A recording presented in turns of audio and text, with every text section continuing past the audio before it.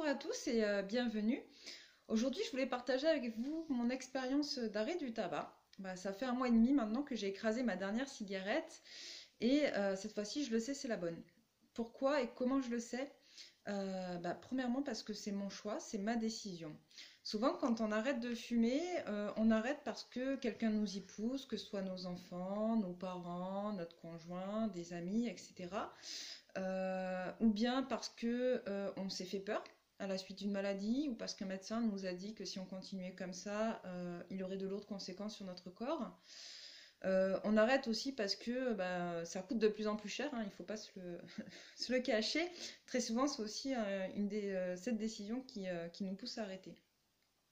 Sauf que là, moi, j'ai décidé d'arrêter de fumer pour moi.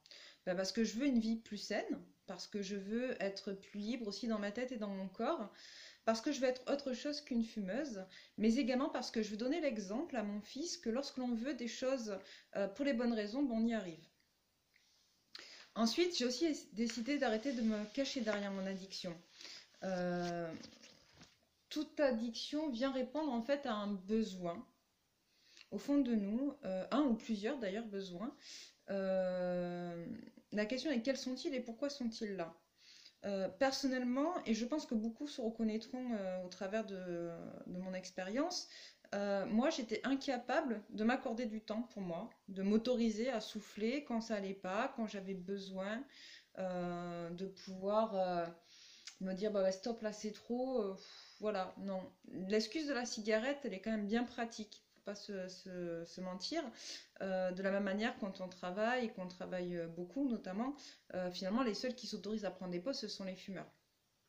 Et beaucoup donc de personnes se retrouvent dans cet exemple que je suis en train de donner, qui est que si on veut s'autoriser du temps sans forcément culpabiliser de le prendre pour nous, la cigarette, elle est bien sympa comme excuse. Donc voilà, donc j'ai décidé, moi, d'arrêter de me cacher derrière ça, notamment parce que, comme tout le monde, c'est pas parce que je fume que je dois prendre une pause. Non, c'est parce que à ce moment-là, j'ai besoin de prendre une pause et la cigarette ne doit plus être une excuse pour m'autoriser à prendre cette pause-là. Alors bien sûr, on a tous des raisons différentes de fumer. On a tous des besoins différents à combler à travers le fait de fumer. Et vous vous rendrez compte que finalement, même si vous arrivez à aller chercher au fond de vous quel est ce besoin premier que vous venez combler en fumant, petit à petit, vous en découvrirez d'autres qui apparaîtront et viendront tout autant vous perturber dans l'arrêt de votre addiction. Clairement, pour avoir testé beaucoup de choses, je ne pense pas qu'il y ait une solution miracle à l'arrêt du tabac. On entend des gens qui arrêtent sous hypnose, tant mieux, c'est que ça leur convenait. Mais il y a aussi beaucoup de personnes qui essayent d'arrêter sous d'autres thérapies brèves, rapides et pour lesquelles ça ne fonctionne pas. Autant je suis pour les thérapies brèves parce que je pense que ça a un réel intérêt sur pas mal de choses, autant sur les addictions, je pense que clairement, si on ne veut pas compenser, si on ne veut pas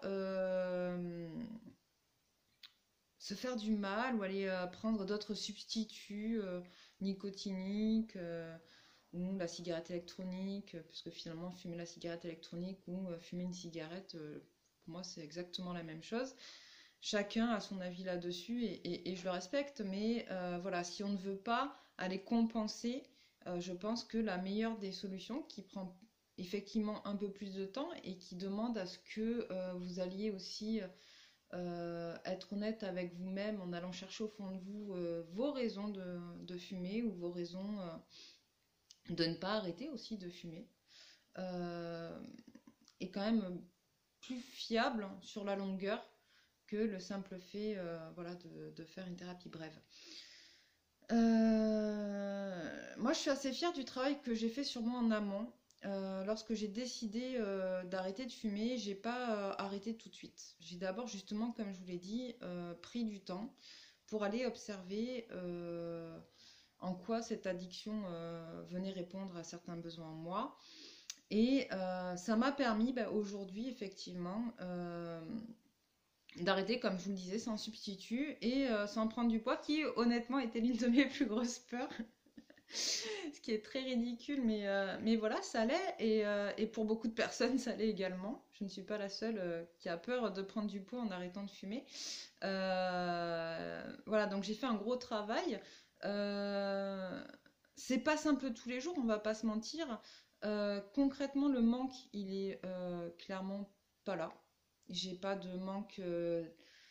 J'ai de temps en temps envie de fumer, hein, on va pas se le cacher, on va pas se mentir, mais le manque il passe très vite en fait. Quand on a envie de fumer, on se concentre, allez, 2 minutes et on pense à autre chose, on détourne son attention de l'envie et ça passe. Après, par contre, effectivement, je pense que une des raisons aussi pour beaucoup de personnes de fumer est que ça apaise au point de vue émotionnel et que ben, là concrètement, par moment, c'est pas simple parce qu'on a des émotions qui apparaissent et qui viennent bouleverser un peu notre journée et que malgré tout, bah voilà, il faut pas lâcher, faut pas se mentir et je pense qu'une des phrases qui fonctionne bien avec moi, c'est de me dire justement, mais voilà, si je fume là maintenant tout de suite, qu'est-ce que ça va m'apporter et surtout qu'est-ce que ça va venir bouleverser et finalement, ben, on se rend compte que ben, si on craque et qu'on fume, ça ne nous apportera strictement rien de plus. Voilà. Donc si vous avez ben, des questions, des commentaires ou si vous souhaitez faire un point sur votre addiction, ben, n'hésitez pas à me contacter. Et en attendant, ben, je vous embrasse et puis je vous dis bye bye, à bientôt.